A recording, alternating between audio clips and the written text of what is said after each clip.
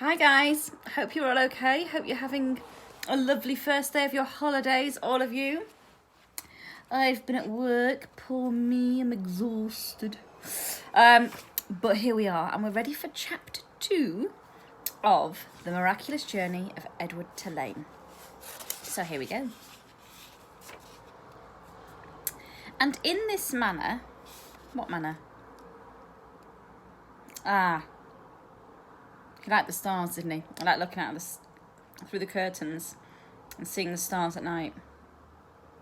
And he stared at them until dawn finally gave way, which means it was morning. And in this manner, Edward's days passed, one into the other. Nothing remarkable happened. Once, while Abilene was at school, the neighbour's dog, a male brindled boxer, inexplicably named Rosie, a boxer named Rosie, came into the house uninvited and unannounced and lifted his leg on the dining room table, spraying the white tablecloth with urine. He then trotted over and sniffed Edward. And before Edward even had time to consider the implications of being sniffed by a dog, he was in Rosie's mouth, and Rosie was shaking him back and forth vigorously, growling and drooling. Oh dear. Fortunately, Abeline's mother walked past the dining room and witnessed Edward's suffering. "Drop it!" she shouted to Rosie, and Rosie, surprised into obedience, did as he was told. He was told. Oh, it's a he. Edward's silk suit was stained with drool, and his head ached for several days afterwards. But it was his ego that had suffered the most damage. Abeline's mother had referred to him as it, and she was more outraged at the dog urine on the tablecloth than she was about the indignities that Edward had suffered at the jaws of Rosie. There you go, we've got a little picture of Rosie, the dog, dropping Edward. Then there was the time that a maid, new to the Tulane household and eager to impress her employers with her diligence, came upon Edward sitting on the dining room chair. "What's this bunny doing here?" she said out loud. Edward did not care for the word bunny. He found it derogatory in the extreme. The maid bent over him, looked into his eyes. She said. She stood up. She put her hands on her hips. "I reckon you're just like every other thing in this house, something needing to be cleaned and dusted." And so the maid vacuumed Edward Tulane. She sucked each of his long ears up the vacuum cleaner hose. She pawed at his clothes and bent his tail. She dusted his face with brutality and efficiency. And in her zeal to clean him, she vacuumed Edward's gold pocket watch right off his lap. The watch went into the maw of the vacuum cleaner with a distressing clank that the maid did not even seem to hear. When she was done, she put the dining room chair back at the table, and, uncertain about exactly where Edward belonged, she finally decided to shove him in among the dolls on a shelf in Abeline's bedroom. "That's right," said the maid. "There you go." She left Edward on the shelf at a most awkward and inhuman angle.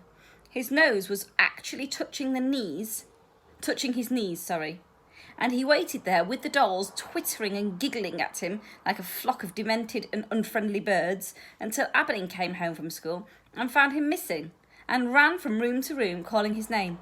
"Edward," she shouted. "Edward!" There was no way, of course, for him to let her know where he was, no way for him to answer her. He could only sit and wait.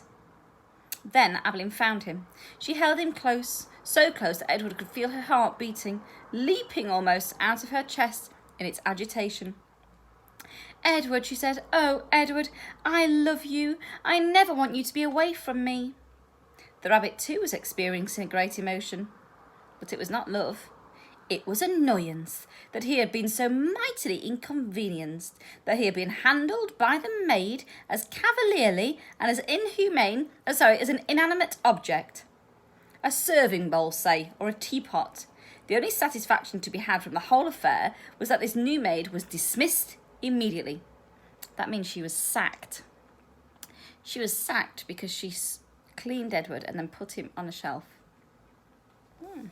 Edward's pocket watch was located later, deep within the bowels of the vacuum cleaner, dented but still in working condition.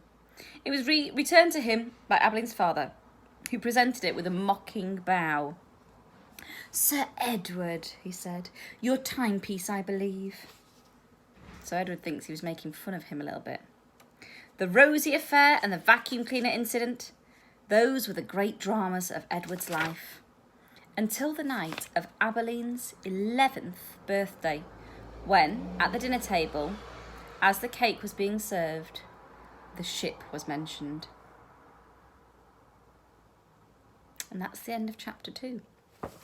So Abeline's 11th birthday, so that means she got him when she was 7. So we've got 8, 9, 10, 11, 4 years Abeline's had Edward and loved him so dearly.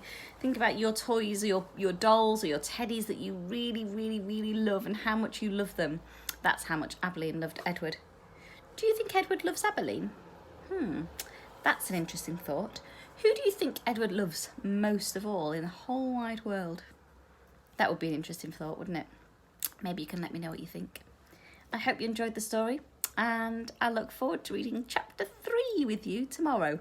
Remember, you need to keep up with this one because it's going to be read quite quickly, and we need to be all on the same page when we get to our holiday, which is in 4 sleeps. 1, 2, 3, 4. Not many at all. So, love you all lots. Have a nice evening. See you soon.